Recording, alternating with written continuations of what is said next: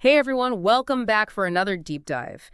Today, we're going to be looking at a financial strategy that's been making the rounds. It's called the 15-65-20 rule, and it's kind of gotten this reputation as like the secret sauce of the ultra wealthy. But honestly, I'm not so much interested in the whole like exclusive club aspect of it. What I'm really curious about is whether this rule can actually help anyone, not just the top 1%, achieve a more balanced and fulfilling financial life. What do you think? I think it's definitely a framework worth exploring. You know what I find particularly interesting about this rule is the way it emphasizes achieving financial stability without, asking you to sacrifice enjoying your life. That's a balance I think we all strive for. Totally. It's not about deprivation, right? It's about making smart choices. So Yeah, let's break it down. 15% for savings, 65% for essentials, and 20% for personal enjoyment. So starting with savings, it's got to be more than just a rainy day fund, right? yeah, exactly. This is where the concept of compound interest really comes into play. Just imagine this for a second. You invest just $100 every single month, starting when you're 25 years old, by the time you retire. Thanks to that snowball effect of compounding, that initial investment could potentially grow to over $200,000. It's really quite incredible when you think about it. Whoa. Okay, that is a serious incentive to start saving early. And you mentioned tax-advantaged accounts like ISAs and Roth IRAs. It seems like those can really supercharge your savings. Can you give us a little more insight on how those work? Absolutely. So these accounts offer some pretty significant tax benefits that can really help to amplify your savings over time. With a traditional IRA, for example, you can actually deduct your contributions from your taxes right now, while with a Roth IRA, your investments grow tax-free, meaning you won't owe any taxes when you withdraw that money in retirement. Now, choosing the right type of account for you really depends on your individual financial situation, but both options can significantly boost your long-term savings goals. Okay, that's really helpful to understand the difference between those options. So now let's move on to that 65% for essential expenses, which honestly can feel like a bit of a juggling act sometimes. Rent or mortgage, groceries, utilities, transportation, it all adds up so fast. What's the secret to figuring out what's truly essential? Well, budgeting is your best friend here. It's kind of like shining a light on your spending habits. It shows you exactly where your money is going. And sometimes that means getting really honest with ourselves about the difference between needs versus wants, that daily latte you love. That might actually fall more into the want category. Yeah. And redirecting that money towards your savings goals or other priorities could make a much bigger impact in the long run. That makes total sense. It's all about conscious spending. Okay, so we've tackled saving and essential spending. But now for the fun part, 20% for personal enjoyment built right into this rule. Love that. Can you tell us a little more about why that's so important? It's crucial for a fulfilling life. This is the part of your budget where you get to spend intentionally on things that bring you genuine joy, whether that's travel hobbies, treating yourself to a nice dinner, or creating memorable experiences with your loved ones. It's all about finding a balance that allows you to enjoy the present moment while also securing your future. This is a good reminder that money shouldn't just be about stress and numbers. It's about enabling us to live our best lives. But how do we actually make this happen, especially when it comes to investing?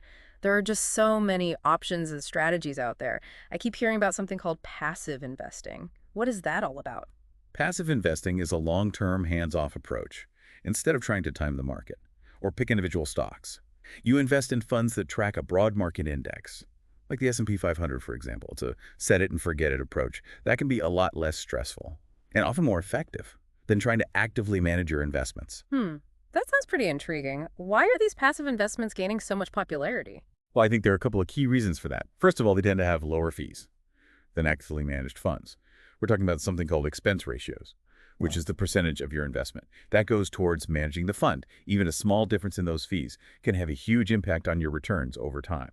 And the second reason is that over the long term, index funds, particularly when you diversify them across different market segments, have a history of outperforming actively managed funds. You're essentially leveraging the collective wisdom of the entire market. So it's not about trying to outsmart the market, it's about harnessing its power over time. I'm starting to see why this aligns so well with the 15-65-20 rules focus on consistent saving. Now let's get practical for a minute. Besides investing, what are some actionable steps we can take to become more aware of our spending habits and manage our budgets effectively? There are some amazing tools and apps out there these days that can really help you track your expenses. You can literally see where every dollar is going, and it can be really eye-opening. I also recommend setting up a regular budget review, maybe like once a month or so, just to kind of analyze your spending and see if there are any areas where you might be able to cut back or redirect some of those funds towards your goals. It's like a financial checkup. I like that.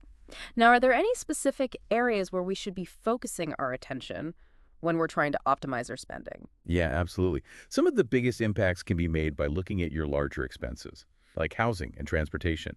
Could you negotiate a lower rent with your landlord? Or consider downsizing to a slightly smaller space? What about exploring public transportation options?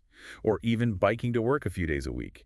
These adjustments might seem small, but the savings can really add up over time. Yeah, you're right. Those small changes can make a big difference without requiring a complete lifestyle overhaul. Speaking of transportation, I've been thinking about trying out one of those car sharing services instead of owning a car. It could potentially save me money on insurance maintenance parking, especially since I mostly use my car for errands and weekend trips. That's a great example of thinking outside the box. It's all about finding those creative solutions that fit your lifestyle and help you reach your financial goals. Okay, so we've covered the importance of saving, budgeting, and even making smart investments.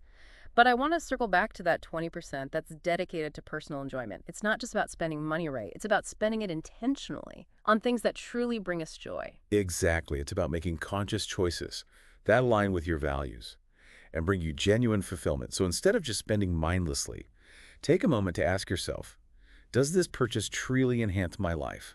Does it contribute to my well-being? Will it create lasting memories?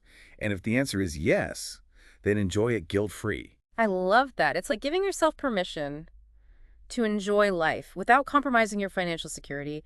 This 15-65-20 rule really seems to be a holistic approach. It's not just about pinching pennies.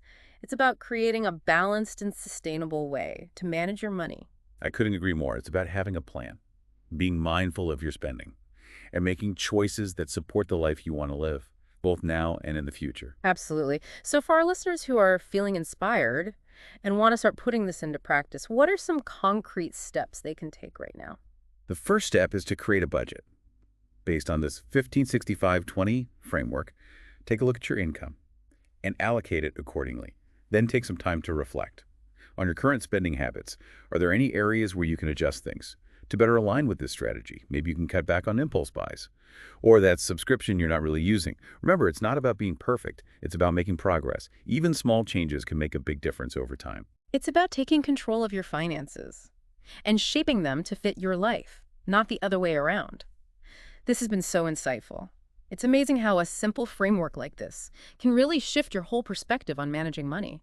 It feels empowering, not restrictive. I think that's a great point. It's not about deprivation. It's about empowerment. It's about making conscious choices that are in line with your values Yeah. and your vision for the future. Yeah. You know, it's funny. We often hear about how the wealthy live by a totally different set of rules, but this 15-65-20 approach, it feels very accessible, even if you're not, rolling in millions. That's what's so compelling about it.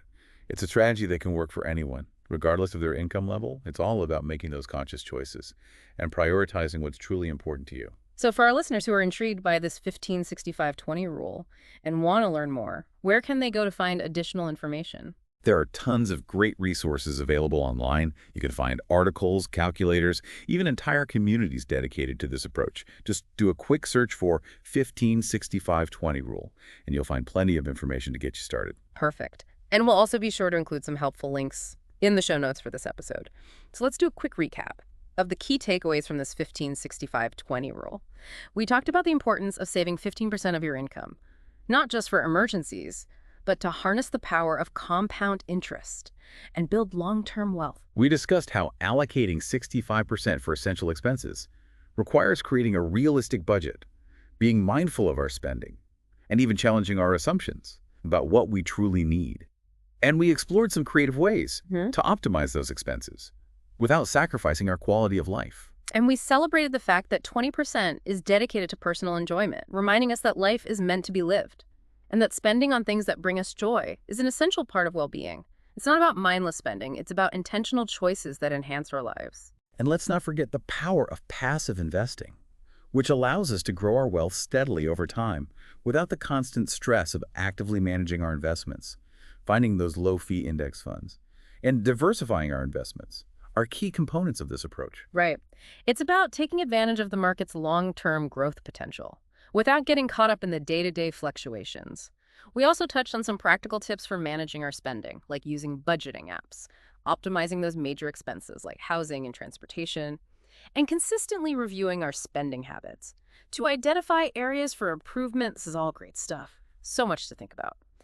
But before we wrap up, I want to leave our listeners with a little challenge. Now that you've heard all about this 15-65-20 rule, what's one small change, just one, that you could make today to start aligning your finances with your goals? Maybe it's setting up a savings account, or downloading a budgeting app, or even just having an honest conversation with yourself about your spending habits. I love that challenge.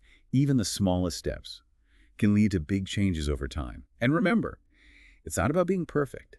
It's about progress. So true. Financial stability. It's not about deprivation. It's about empowerment. It's about having a plan and making choices that support the life you want to live. The 15-65-20 rule. It's just one approach, but it offers a really solid framework for creating that balance between financial security and personal fulfillment. Absolutely. And as with any financial strategy, it's always a good idea to do your research. Think about your own individual circumstances, and maybe even consider talking to a financial advisor to create a plan that's tailored to your specific needs. This has been such an insightful deep dive. I'm already thinking about how I can apply these principles to my own life. What really struck me is this isn't just some elite strategy for the super rich. It's a practical framework that anyone can use to gain control of their finances and create a life they love. That's exactly what we were hoping to convey. It's all about taking that first step and making those conscious choices that align with your values and goals. Remember, financial well-being is a journey, not a destination. Couldn't have said it better myself. Well, thanks so much for joining us on this exploration of the 15-65-20 rule. We hope you found it informative and inspiring. And remember, your financial journey is unique to you. So keep learning, keep exploring, and keep striving for that sweet spot where financial security meets a life well lived. Until next time.